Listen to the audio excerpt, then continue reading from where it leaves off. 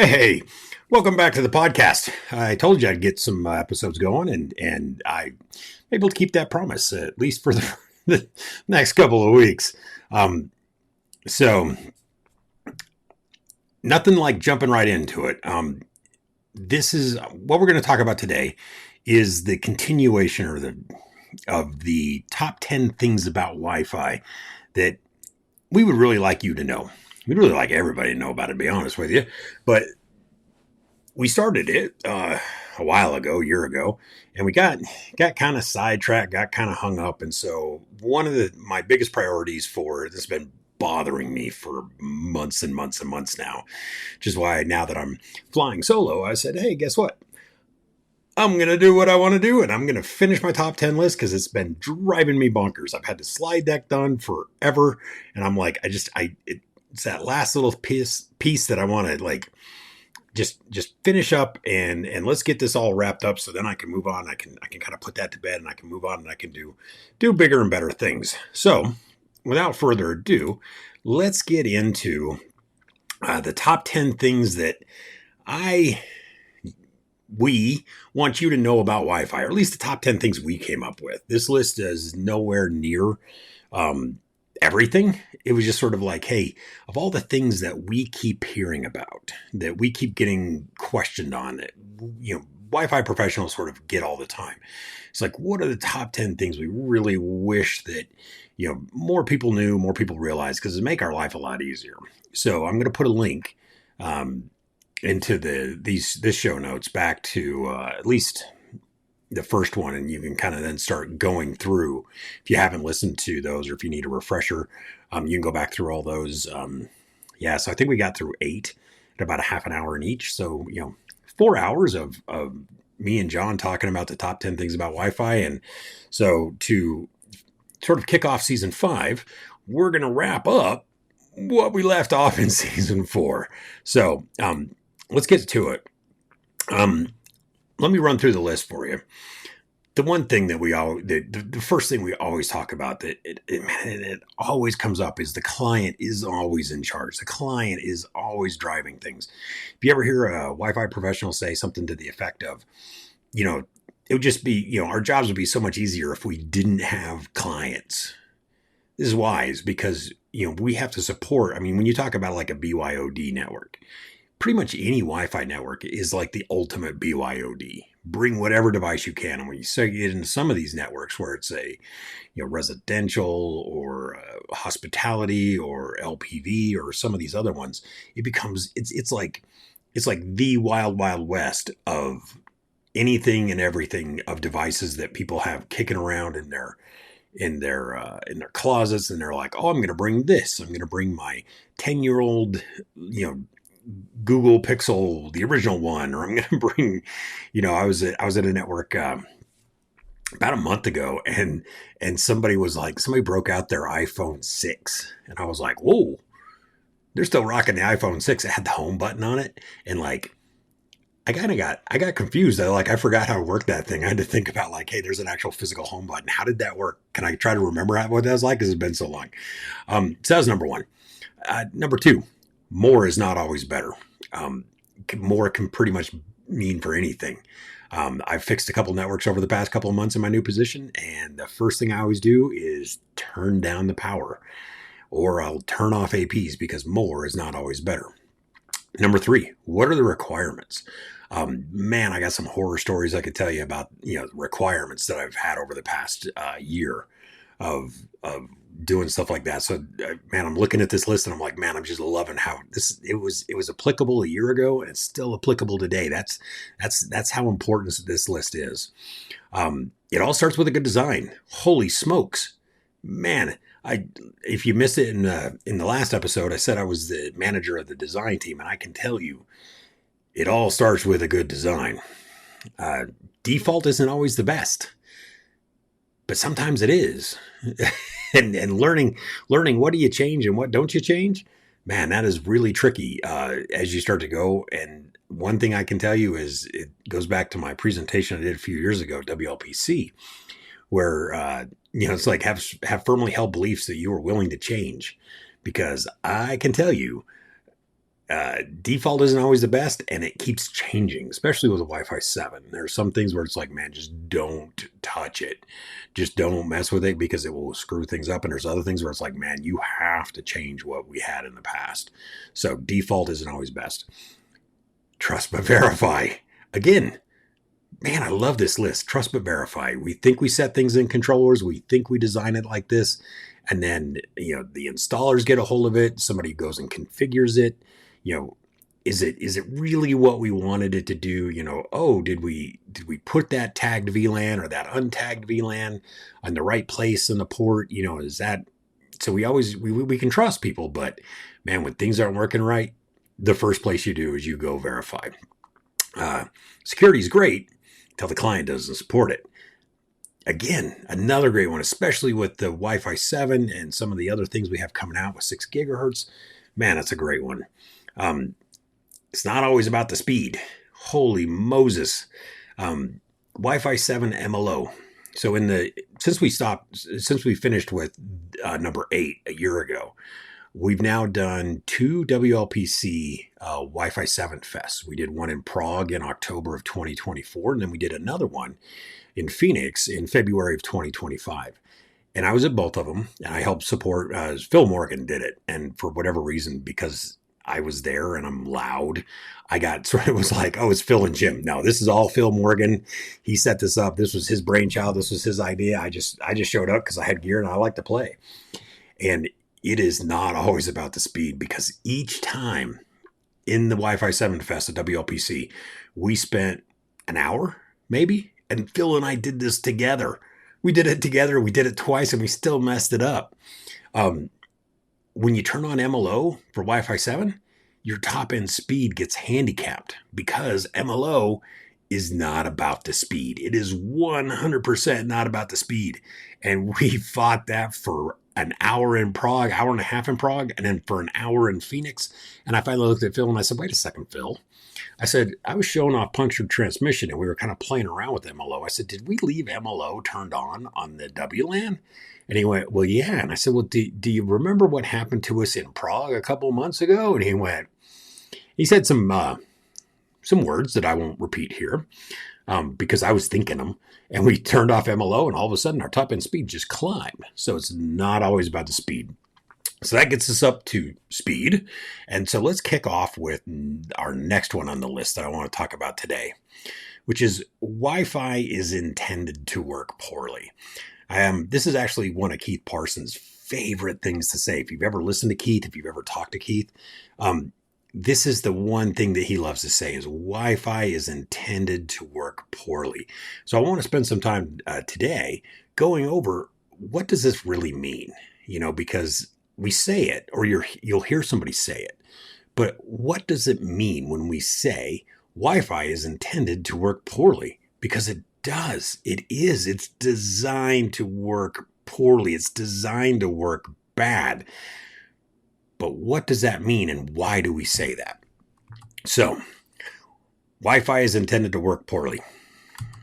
When I first thought of this was this meme right here. John, this is actually John. John came up with this. And I was like, this is awesome. This is unbelievably awesome. And how many times have you heard somebody say, the Wi-Fi works like garbage? And we always go, yeah. But it is working. It is working. It's working poorly, but it's working, which means that it's not broken because it's designed to work poorly. So let's talk about what does that mean? Because yes, it is working. When you think about it, if you've ever been in a controller, especially all the advanced settings in a controller, and you've looked at all that stuff, and if you get on social media, you have people asking all these questions about all that stuff. There's so many different settings, and a lot of those settings, if we set them wrong, will simply make the network not function at all. And so, you get to that point where it's like, hey, I can turn it on, it'll run. But if you really want it to run, you really want it to hum and you really want it to perform at its peak level, it takes a lot of tuning.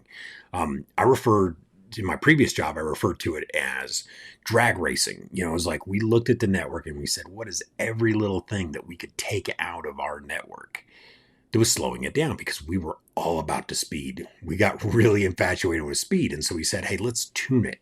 And we spent a year and a half tuning that network to where it just hauled. It was only about the speed. It wasn't about resiliency. It wasn't about stability. It was about just pure speed. Even though the last one in the list is not about the speed, but we took the time. We said, hey, let's make it about the speed. And then we went to the security. We actually, did all other fun stuff. But,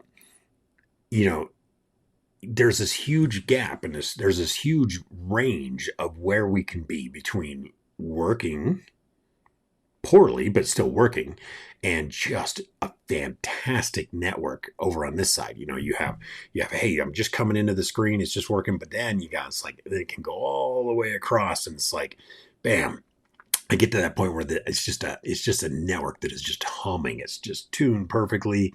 It's fantastic. And so, but there's this wide range. Now, why is there a wide range? So let's take a look at this. And I'm going to go backwards a little bit. I want to talk about copper Ethernet, the stuff that Wi-Fi is meant to replace, but, we can't work without it. And so copper Ethernet. And this is the example I always use. And I always start with this. And I always ask people, I go, when you plug a network cable into a switch port, it auto-negotiates its connection speed. What connection speed do we normally see in today's networks? And I'm like, name off those speeds for me.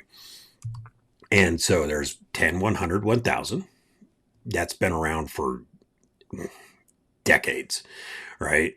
And in a lot of these newer networks, they've even dropped to 10. But for the sake of today's argument, I'm going to go with 10, 100, 1000. Then, now that we've gotten into these multi-gig, now we're 2.5, 5, and 10.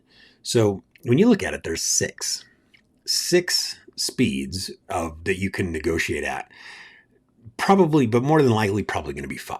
100, 1000, 2.5, 5, and 10. That's kind of where you're going to be on these connection speeds. It's going to be one of those 5, or it's just not going to work, right? And so we're assuming it's connected. So that's why I didn't include 0. But you're going to have 5, 6 at the top end. But now let's compare that with Wi-Fi. And the first one I'm going to talk about is 802.11 AC. So we're going to go back to Wi-Fi 5. Wi-Fi 5 came out in 2013, 2014, so 11, 12 years ago. When you look at the charts, there are 628 possible PHY rates that your client can be connected to the AP at based on a bunch of different variables, right? We're talking RSSI, SNR, channel bandwidth, how many spatial streams, what is your coding, what is your guard intervals, and they take all these variables and they put them into a ball, a magic 8 ball, and they shake it all up, and it's like, okay, what do we get out? And you get out one of 628 possible PHY rates that your device is connected to the AP at. Now, that's not the speed that you're going to get when you do a speed test. Now, we're talking about the actual physical connection. It's going to be one of these 628 rates. Now, but that was Wi-Fi 5. So what if we fast forward to where we're at today with 802.11be? So now there's about approximately 10,000 combinations in the spec. let me just put that out there. In the spec, there's about 10,000 possible combinations between the QAM, what modulation, what coding, guard intervals, because now we have another guard interval. It used to be just short and long. Now we have 3 guard intervals. We've 802.11ac, Wi-Fi 5, we had 256 QAM. Well, then in Wi-Fi 6, we added 1024 QAM. And in Wi-Fi 7, we added 4K QAM or 4096 QAM. So now you've added these 2 extra layers. We've added a whole bunch of more spatial streams. We have additional MCS rates. We just have all these different things. And so when you have one of these nice, shiny, Wi-Fi 7 APs that you're now getting from Ruckus, hint, or anybody else, when your Wi-Fi 7 client connects, and there's a lot of them out there, A year ago there wasn't me, but now most major, the high end stuff or even the middle of the road stuff is now coming out with Wi-Fi 7. It doesn't necessarily have to be the 6 gigahertz capable. And so depending on those different variables, you're now talking about, there's just all these different variables because now we have 320 megahertz wide channels, the 3 guard intervals, 16 spatial streams, 4096 QAM, the coding, what we're using on the coding, your SNR, your RSSI, you take all these different variables and you're going to be in one of 10,000 possible combinations.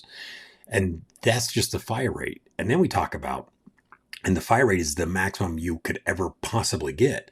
But when you start sending data and all these other variables start changing, guard intervals, the MC at your modulation, as it downshifts because it's trying to get that coveted ACK, from the other side of it, it starts roaming within these 10,000 potential combinations of speeds. And so what we have is we have this top end potential speed of 46 gigabits per second, but more real world like, we're probably you're looking at about 5 gigabits per second, but you're going anywhere from 5 gigabits per second down to the minimum basic rate, which can be 6 megabits per second. So when we compare that up to our copper Ethernet above here, when we're looking at that, it's like 10 megabits per second. Well, I'll do you one better. We can go down 6. Wi-Fi can be anywhere from 6 if you leave those defaults alone. I tell people a lot of time now, I'm like, dude, go to 12, go to 24 until you get to 6 gigahertz and then multi BSSID and all that stuff. So it's like, yeah. So you're potentially looking at anywhere from 6 megabits per second up to 5 gigabits per second. And all these different variables that live in between there, there's just so many of them, right? That becomes a problem. So it just bounces all within that, and anything outside of our control can also change that, can make that number change. And so that's why it's intended to work poorly, is because it's backwards compatible and it will move anywhere between, even if you set the minimum basic rate at 24 megabits per second, which is probably the highest recommended that you'll see, you're still just double that 10. And so then when you think about the fact you have, even if you just go with 600 different rates between 12 or 24 megabits per second and up to that 9 gigabits per second. I mean, it's a lot more than that, right? It's anywhere working within there, but it still works. So that's why it does. Now, if you want to learn more about this, if you want to see more about this, there's a URL, mcsindex.net, that is run by our friend from the Clear to Send podcast, Francois Verges, with Semfio Networks. He does that, and he has a tab that I highly recommend you go look at, called The Math Behind It. And he actually talks about how do we end up with all these different rates and what those different variables are and how it impacts. And you can see the formula, you can see how does we adjust these different variables, how does it change the rates that we could potentially get. So I want to talk about the modulation. Now, in the early days, we used phase shift modulation. So we're talking about BPSK and binary phase shift keying. And then we went to QPSK, quadrature phase shift keying. I'm not going to go all the way back to DSSS and some of those other ones. But then we get into the QAM. I was talking about QAM, right? With all the different QAM rates. I want to talk about QAM here real quick because this is really what we're seeing nowadays is the quadrature amplitude modulation. You're going to see some of these older ones on older devices, but for the most part, I mean, we're talking about in the past 15, 18 years, we're only seeing QAM stuff. And we can be anywhere from 16 to 4,000 QAM. Now, I want to take a look at what this looks like, what that quadrature amplitude modulation looks like. It goes into a thing we call a constellation. And it is literally just a quadrature So we have our little 4 quadrants here, and the amplitude and the modulation.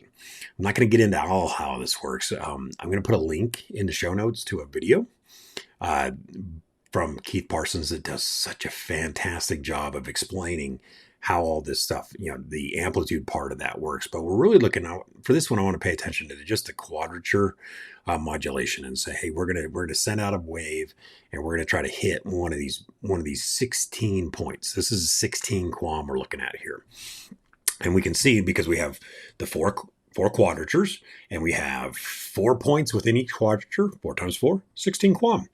And so within that, you have a thing called, or there's a 16 QAM. But now let's take a look at a piece in there that's called the error vector magnitude. And Keith talks about it, but I'm going to hit it real quick before I run out of time here.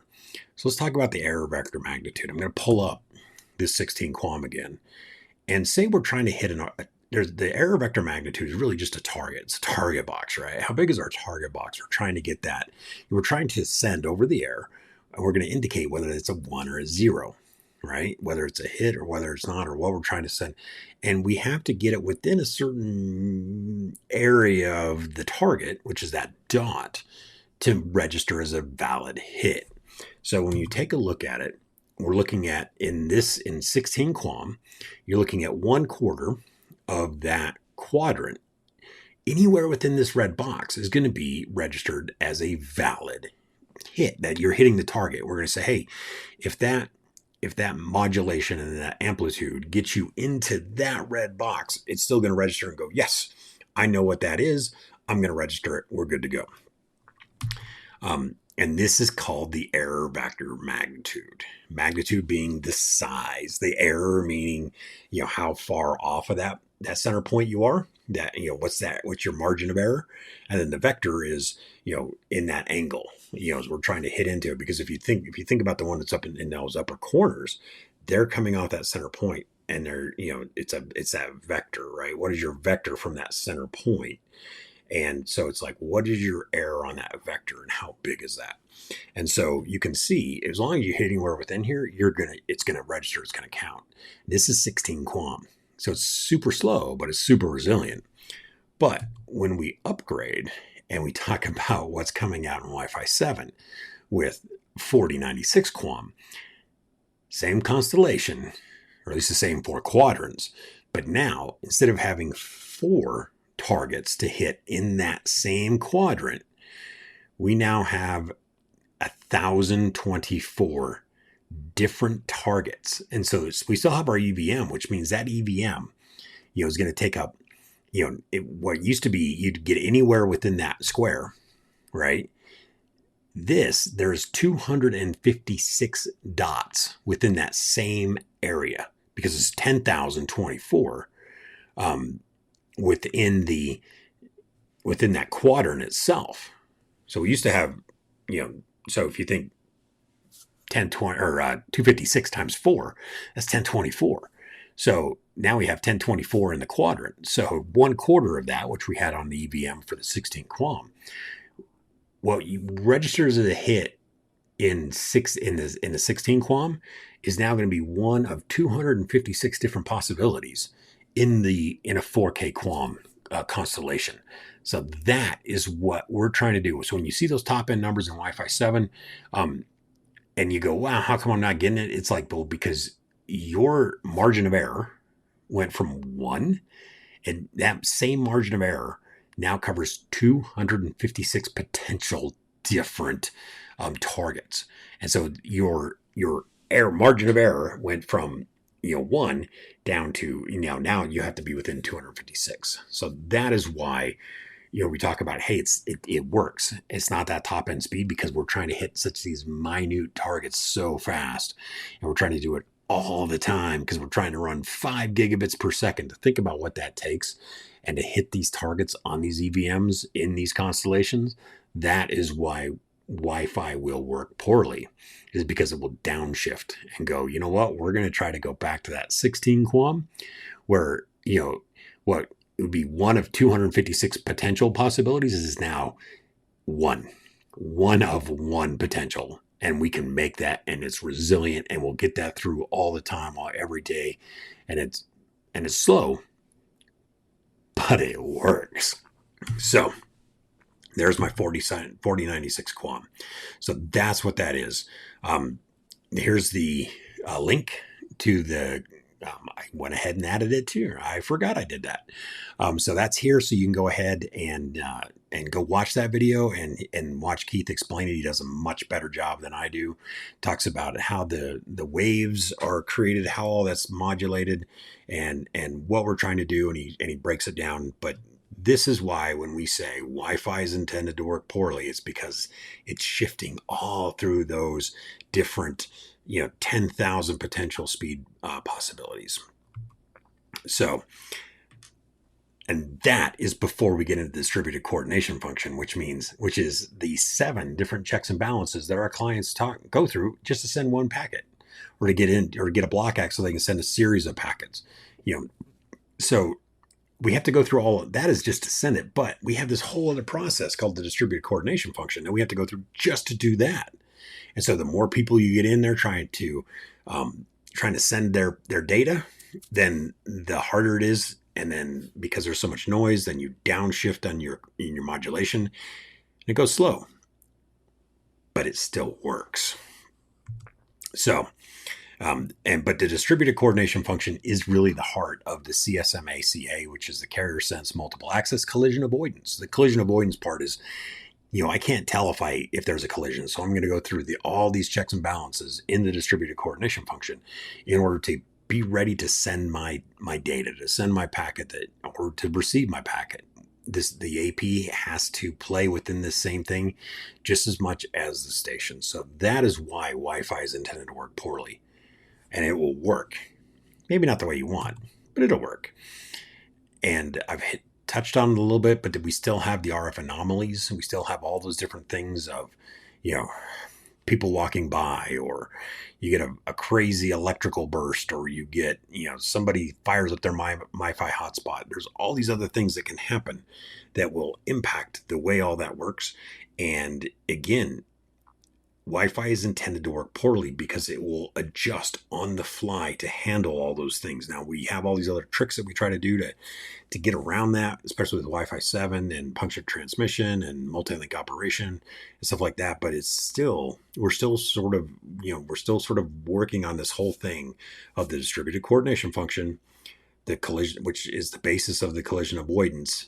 And then when you throw in RF anomalies, yes. So when it doesn't work fast, but it still works, kind of think about us and go, hey, what are we really trying to do here? We're trying to send videos through the air, and it's 4K videos, and it looks really good. And sometimes it doesn't work great, but you know what? We have to go through all this stuff just to get that one packet to you. So thank you for hanging in with me on my first solo full episode of the RUCKCast. Next week, we're going to wrap this up. We're going to talk about experts.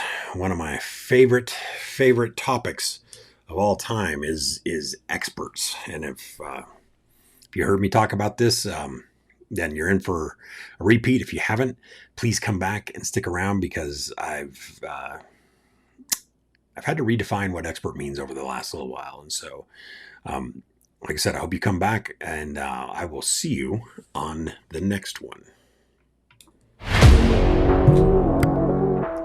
Hey there. Thanks for listening. If you like the show and haven't done so, please like and subscribe. If you want to contact the show directly, you can email us at ruckcast@comscope.com. I do read those emails. To learn more about any Ruckus products or services that we've talked about on this or any other prior podcast, please check out our About section of the show or the show notes. And as always, thank you for listening.